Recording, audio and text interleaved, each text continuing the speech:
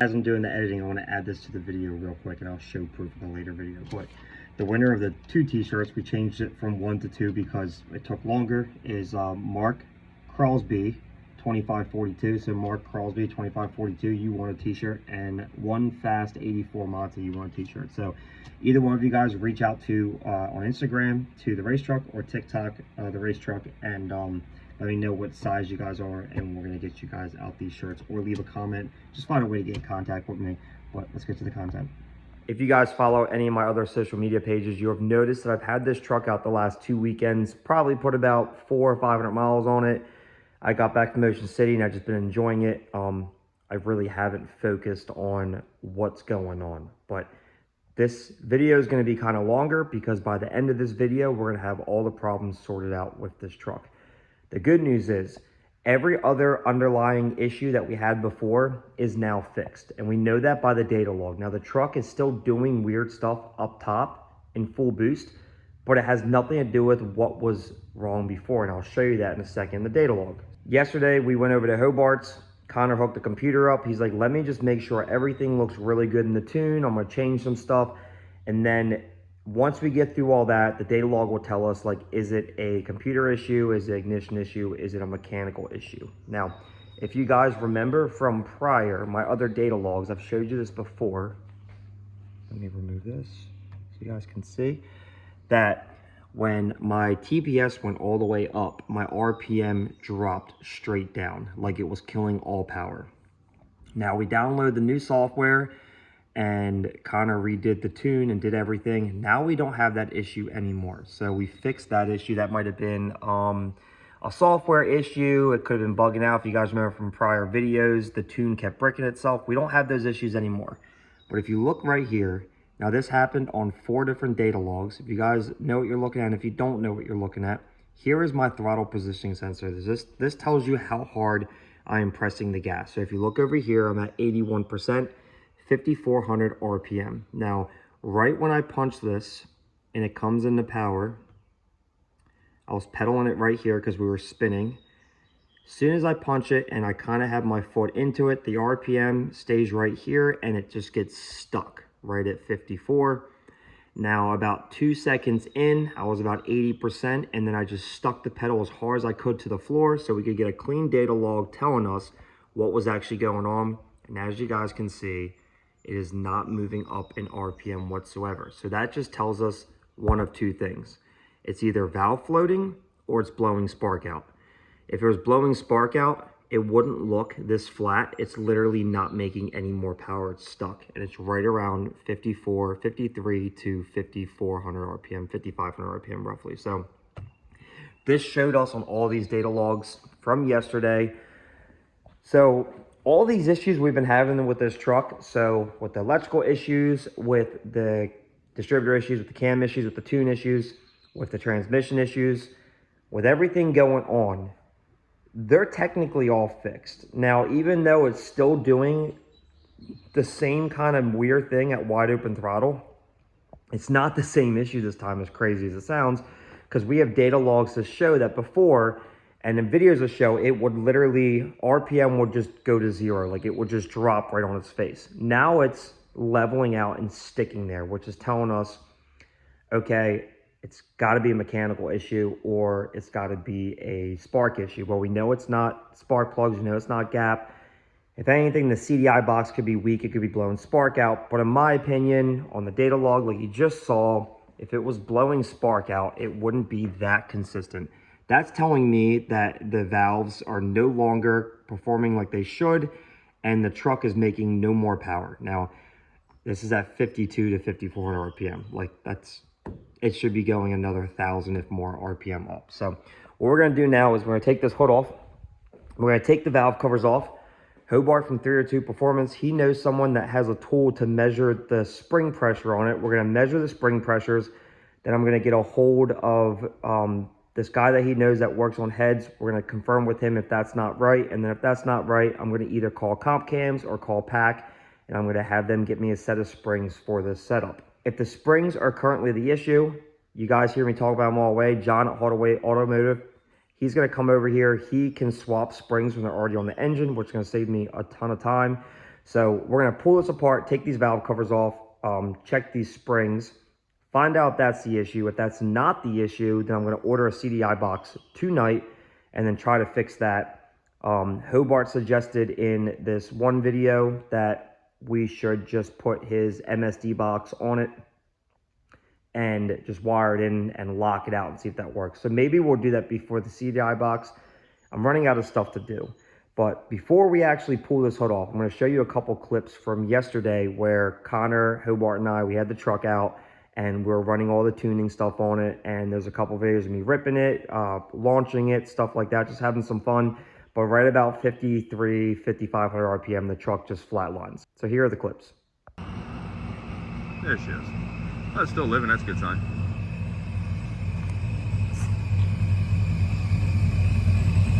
Guess we can go see what happened to it. Oh, he's going to do a burnout instead, never mind.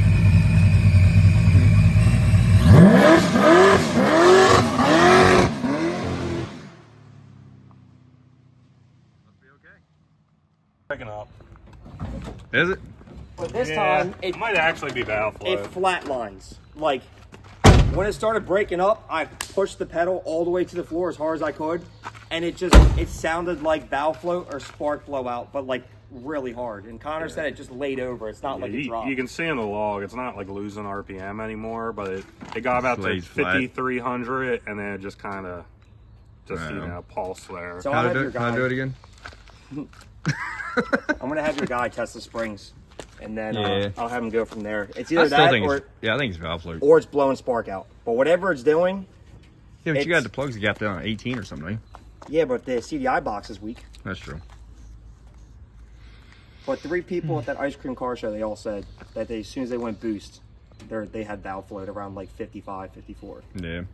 I'm not saying it's what it's doing, but when we made like 5 pounds of boost, it was fine. It started breaking up a little bit up top. But this time we made, what, a little bit over 6 or just at 6? Yeah, it was like about 6. And then I floored it. And it didn't like it. Sounded good in the burnout. I didn't hear it breaking up that time. It was breaking up. Oh, because I pedaled it. It sounded like you were feathering it out there. No, I know how. I've been doing it for 3 months. I'm really good at it. You can ask Connor, though. It feels rowdy until it gets a load on it, and then... No, it seems like when it's just flashing the converter and the RPM is a little lower, like it's fine. But yeah, when it gets up to like mid-5s, it just starts floating or whatever it's doing. Yeah. I'll figure it out. I don't think it's in the tune. No. Or in the computer or anything. I think we'll check valve float first. I told Connor, let's do mechanical. We'll check valve float first. And then if it's not valve float, then I'll go to the ignition side of it. And we'll stick an HEI distributor in there if I got to cram it in there. Put the MSD on in there. But I still got to get a power source for it. I have a box on her. I have an MSD box next to her and sitting on the shelf and I can throw in her. And just lock it out. Yeah, it's already locked out. Yeah, we can do it. Let's check the valve float first. So I'm not going to go and do all that work because it's a little bit of work. Because I got to open up my harness and undo all that stuff if it's literally valve float. Yeah. These heads are from the C10. The C10 was built 12 years ago. Yeah. And it was built for an NA setup. Yeah, I guess I was thinking you had recently done like valve springs no. and shit on that. You should not think that highly of me, sir. I scored the cylinder wall on this. Yeah, for some reason I thought like you had like done springs on it not too long ago. Nope. Yeah, I mean maybe if these are OG springs, and they might not even be enough, you know, like seat pressure to begin with. Before you're even video, you can ask him. I'm like, hey, right before we get to Hobart's, I'm gonna launch it.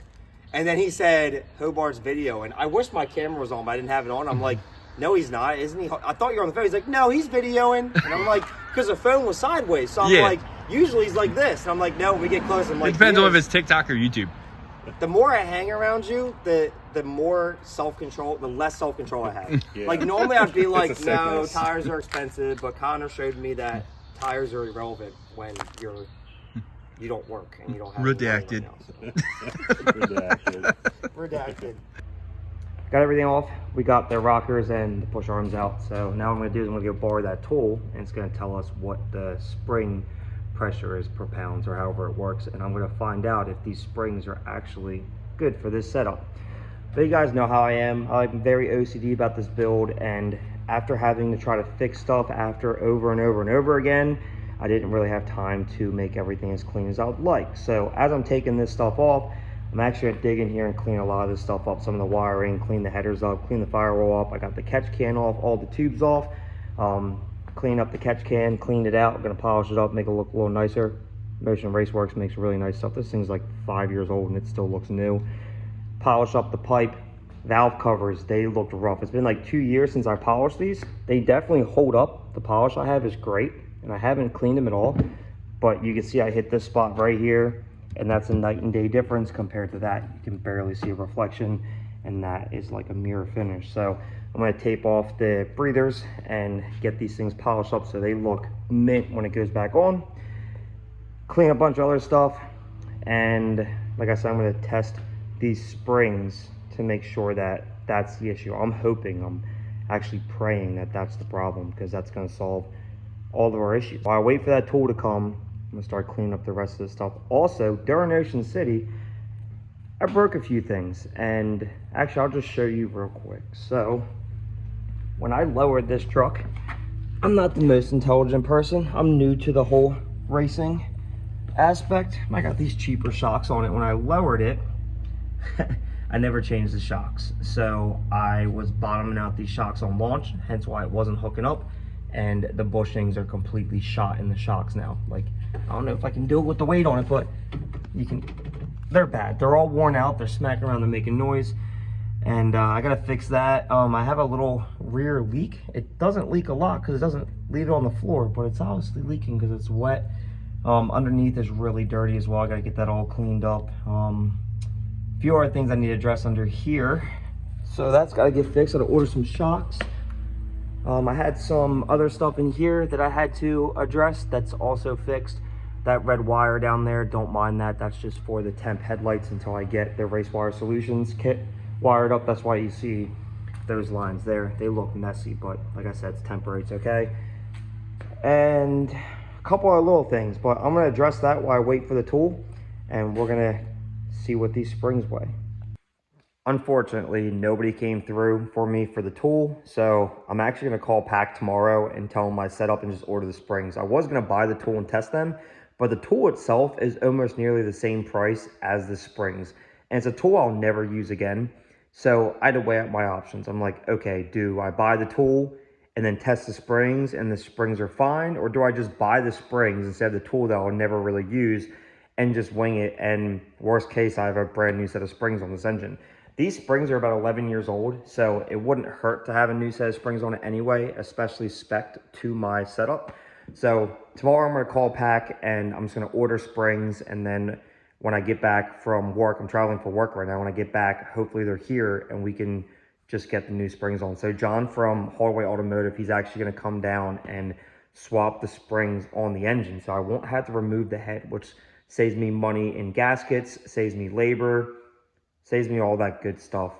So I'm just gonna order the springs through Pack and then get them on this engine. I did get a lot of these stuff cleaned up, so you can see how good these valve covers look now. I mean, they almost have a near mirror finish. Now, obviously there's gonna be imperfections because I'm not sanding these down. These things do get beat up. They come off the engine like every 2 weeks, and not every 2 weeks, probably at least once a month.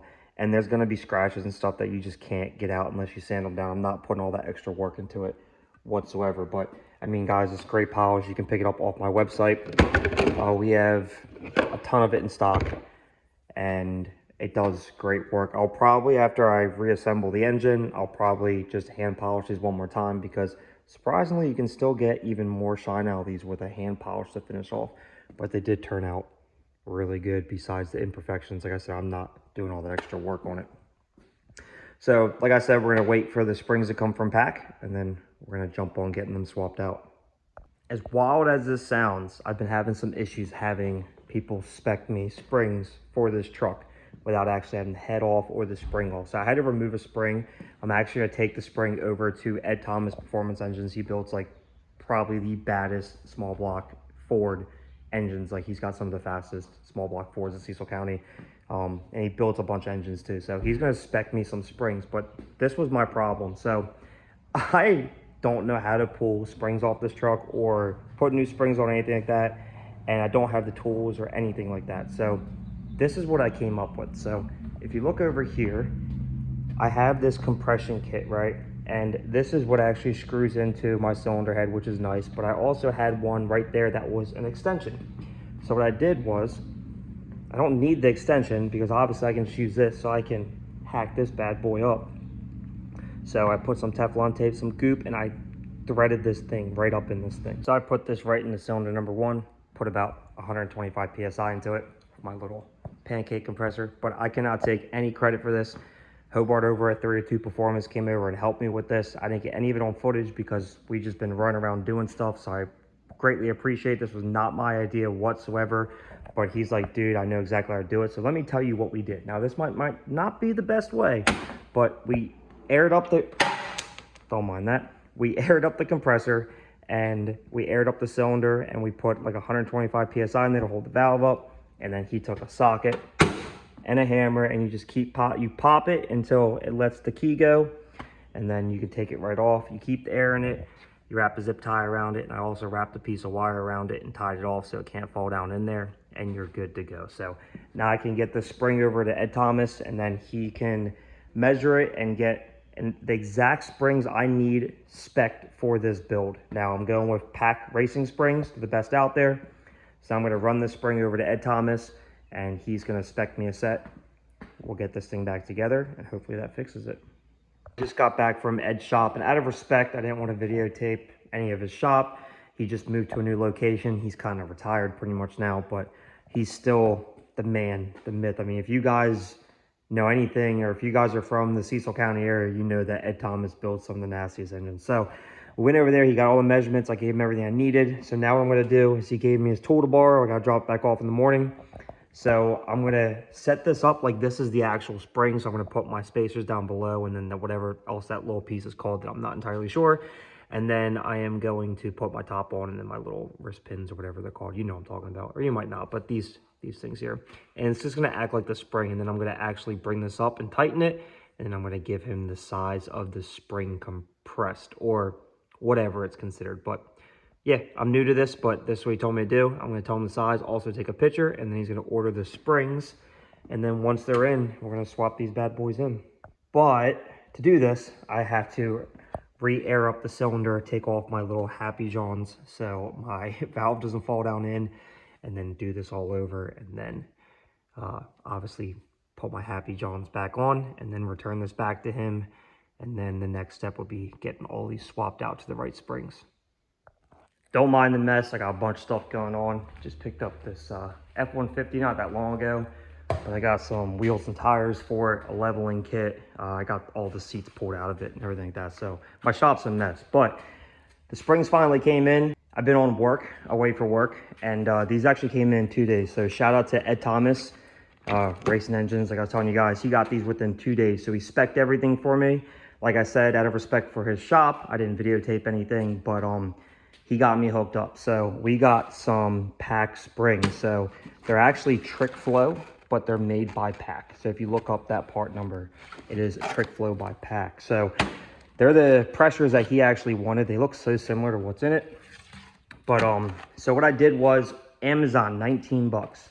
I was gonna do this last night, but they lost the tool. So I bought another one and then now I have 2. So how this works is you gotta flip this part actually over for a small block Chevy because this is 3/8 and that's 7/8 or not 3/8 and 5/16. I don't know, but this was flipped. So I had to flip it this way. This just screws on the stud and then this will just line up once you get it where you want it, right on the spring.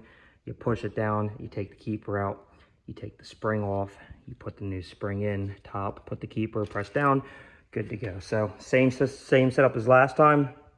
I got the piece in there with my air hose and then my little pancake compressor. Now I know that I said that I was gonna have John Hardaway from Hardaway's Automotive come out and give me a hand because he's done this plenty of times. But I don't want to bug him, and it's Friday. I have nothing to really do today besides other projects. So I decided, you know what, why not try it myself? So I decided this last week, and I got the tool, and I'm going to attempt to do it myself. So worst case, I drop the valve. I shouldn't, and I got to take the engine apart anyway. I don't want to do that. So hopefully this $19 tool works. If it breaks, I'll have another one. It shouldn't break, and I should be able to get these springs on. So same thing as I did before when I pulled it off. I'm just going to air up the cylinder, and it should hold the valves up enough to be able to press this down, put the new spring on, keeper, etc., etc. So let's see how well this works.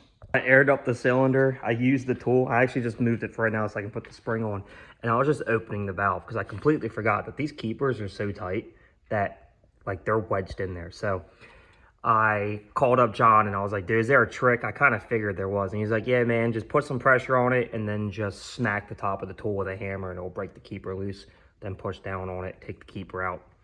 Do that. He's like, also, when you put the spring back on, he's like, and you get the keeper on, when you're all said and done, tap the top of the valve and just make sure that you really make sure that keeper is set in there after the new spring's on. So we're going to put the new spring on this one, do what he said. So I'm going to be honest, I struggled with the first one pretty bad. And keep in mind, this is my first time. I am learning, so bear with me. But I could not get the keeper to stay on the side of the valve to save my life. I struggled and I struggled and I struggled. As you can see, I got the two done. So what I did was, I had this assembly lube and I put the tiniest smidges bit just inside of the keeper because I know it's sticky.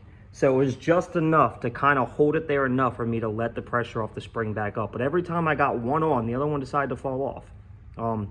If you guys have a different way, leave in the comments how you guys do it. But if you guys have replaced springs on an engine before, it's actually really difficult to do by yourself. If I had another person here that could actually put the keeper in while I held the bar, it would not be hard at all. But one person, it's actually a lot more difficult than I thought. But once I figured out that assembly lube, I got the other spring done in like 5 minutes. Now, I only got two done because what's gonna take the most time is literally pulling each plug out, hooking the custom piece I put in, building pressure in that cylinder. It's going to turn the motor over until the piston's all the way at the bottom. It's going to keep pressure on. And then I'm probably going to turn the compressor off because this little pancake compressor runs like crazy. I wish I had a bigger compressor in the shop, but I don't. And then once it cools off, then I'll do it. So you're probably looking, honestly, at like a half hour to 45 minutes per two springs. So let's just say like...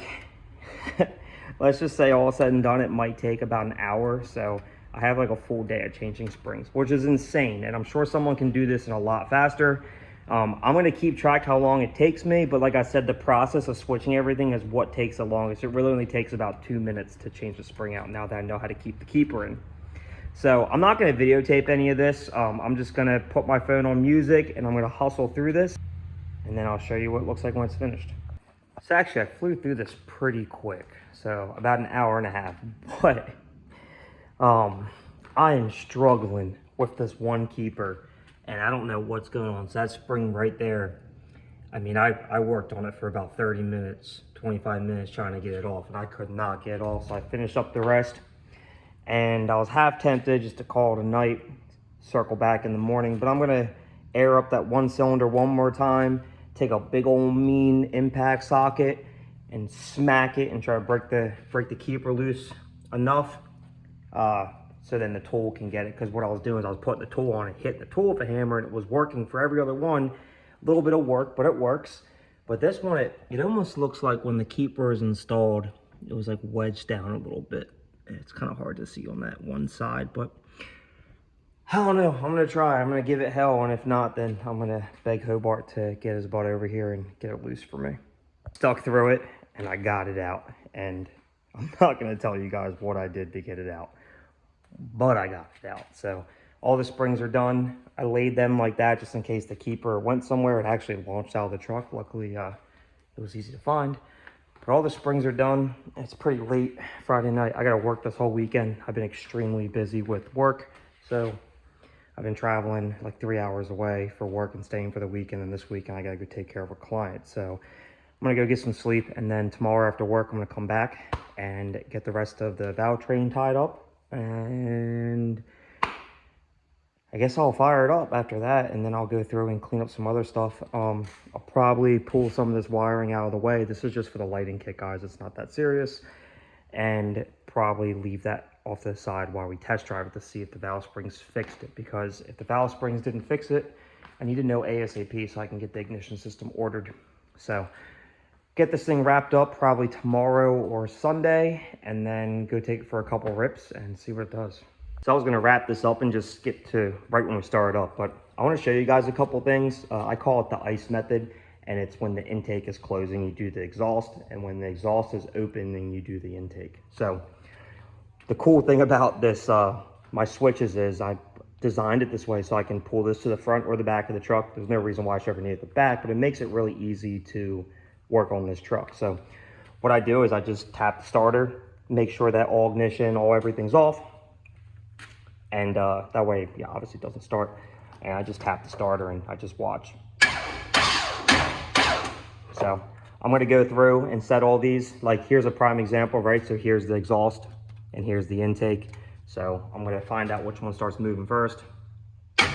So the exhaust is coming up, and since the exhaust is opening, that means I can actually do the intake. So I'll come over here and I'll tighten this down until it's snug. And then what I do is, I can't do it because I need both hands, but I spin this and tighten that with my fingers till I can't spin it no more. And then I do a quarter turn on it. And then you do the lock nut. And then after I do the lock nut real tight, I put the 5/8 back on and crack it one more time to lock it in good. So just to give you guys an idea, if you know, LS stuff's pretty easy. Small block Chevy, small block Ford, you got to go through this whole process of setting these. Luckily, this is a hydraulic cam, hydraulic lifters, roller setup. So there's no lash, you just do preload on it. So the lifters say quarter to half turn. I do quarter, and then if it makes noise, shut off, and I'll go back and I'll add another quarter turn to it. So I'm gonna get these all wrapped up, get this thing back together, and we'll see how it sounds. It's all back together. I'm a little nervous because I've never done valve springs before. So, I mean, if I mess this up, I don't think I messed the keepers up. They seem pretty good. I hit them with the hammer, like I stated. But I mean, it could drop a valve if it's done wrong. So we're gonna start up, and you guys are gonna see it live, and we're gonna see what happens. And then it's like 102 degrees out today, and it's like 6 o'clock. I'm not taking it out today. I'll probably take it out maybe tomorrow afternoon or something, later in the day. I'm exhausted, but we're gonna start up and see if it runs and everything's good.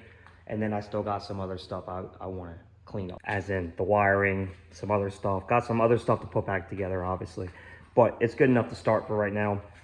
And then if everything stays together, we'll do an oil change to it, new plugs, and we'll take it for a rip. So let's see what happens. Crank it over, make sure it sounds like gas compression. Still a little nervous.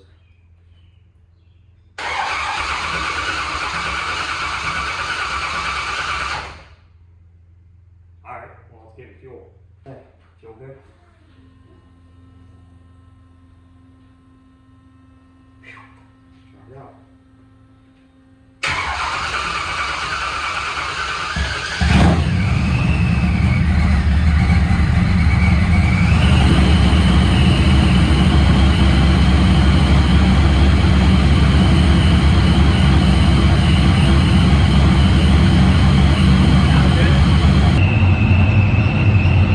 Alive. Been running for about 10, probably 15 minutes now. Sounds healthy. And go do some plugs, an oil change, and a couple little dumb odds and ends, and we'll take it out for a rip. Not gonna lie, it's pretty hot out. It's like 98 degrees. But I've been dragging this on because it's been pretty hot this whole week. It's been like in the hundreds and like a feel of like 110. And I know the truck has zero coolant issues. It's just very hot in this truck. So we're gonna take it for a little spin, see if it breaks up under boost. If the valve springs didn't fix it, I'm gonna go and put a new O2 sensor in it. And if that doesn't fix it, then we're gonna shoot for ignition. I'll probably, before I do one of those, I'll probably gap the plugs a little bit lower. Right now they're gapped at 25, which should be plenty for the boost I'm running. I'm a little nervous. You put these things back together, you just never know. So, gonna watch everything, make sure everything's good. Do a little rip. See if it breaks up. Alright, we'll do it right here.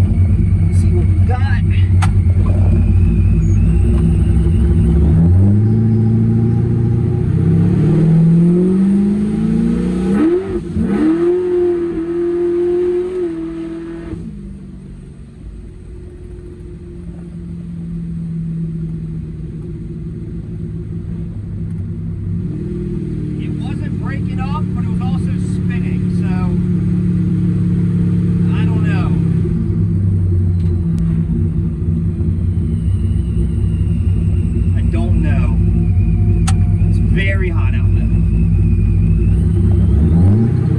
Check over some stuff. We'll go for a little bit of a longer drive and see what it does.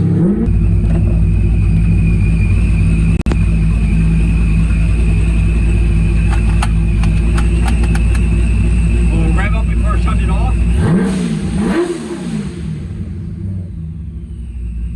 It's also very hot, so it might not have made over 6 pounds of boost either. So what I'm going to do is I'm going to get some VP additive and get my laptop hooked back up to this thing. And it's pretty hot out right now. We'll see if I come back. It's getting late. I might swing by tomorrow after work and take it for a spin to see what it does.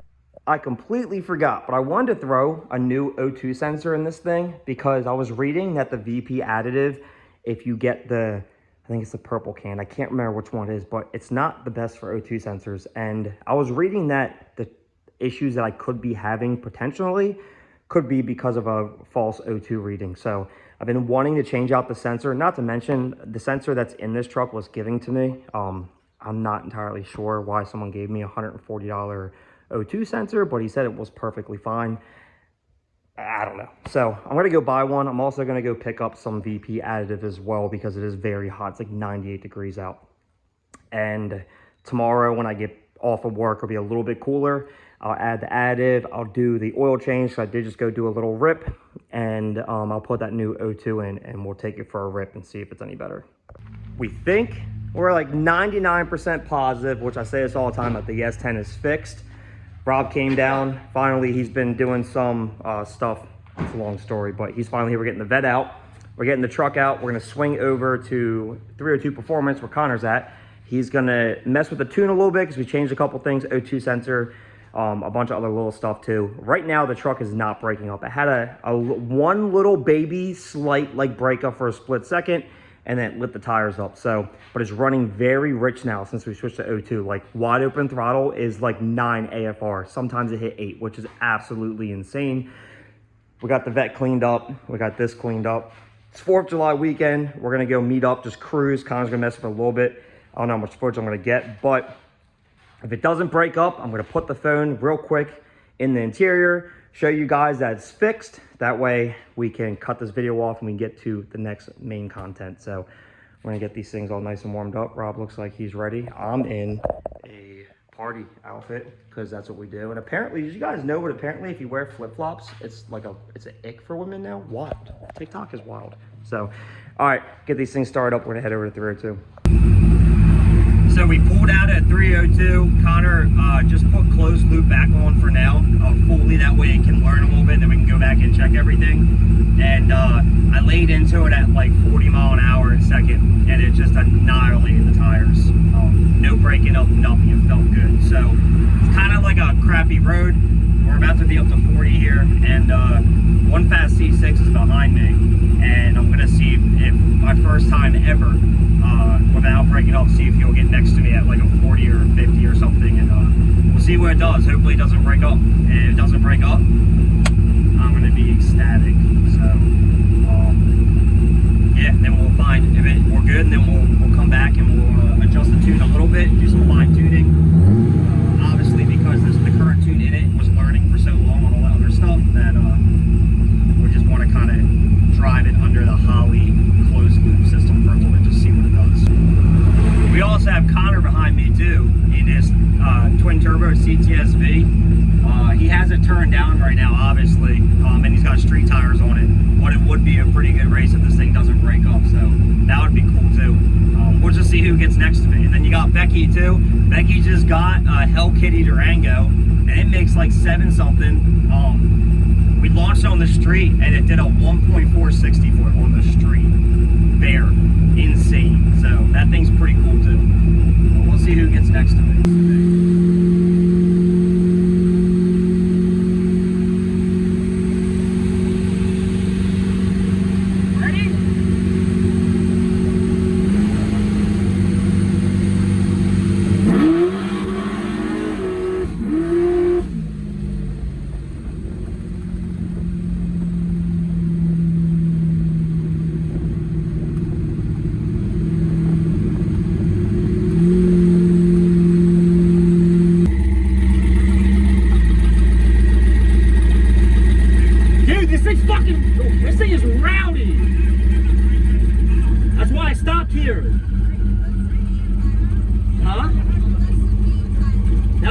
second at like 50. It was spinning all through third. It was all over the place. It would not hook up in second. It was not hooking up in second. It's very rowdy. It's very rowdy.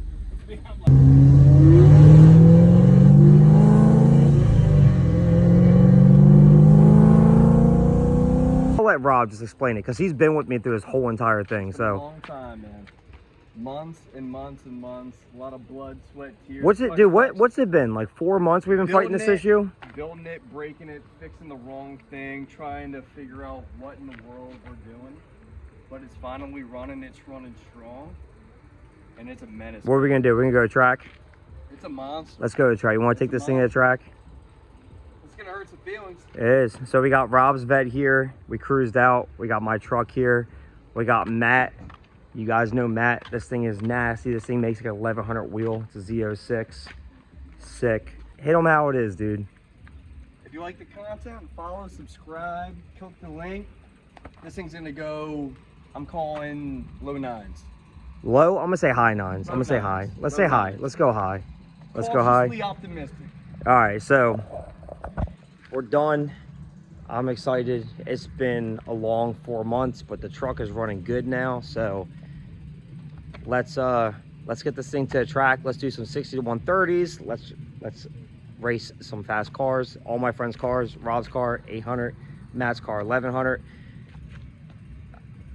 I'm ecstatic. I'm almost speechless because it's the first time in 4 months the truck has actually went back-to-back passes. And Rob will tell you, like, how many people we take for a ride today? Like 6 people for a ride in the truck? I mean, you were ecstatic as you should be. Yeah, I'm hyped. All right, guys, if you like this video, please give it a like. If you like this content, please subscribe. It helps us tremendously. We talked about a giveaway, and we have that marked out. The problem is we've just been so overwhelmed with everything else. We do have 2 t-shirt giveaways. We said 1, we did actually 2. We're gonna make a short about that video. We just been working on this thing non-stop, so you gotta bear with us a little bit. But I appreciate you guys' support, and the next video will be at the track.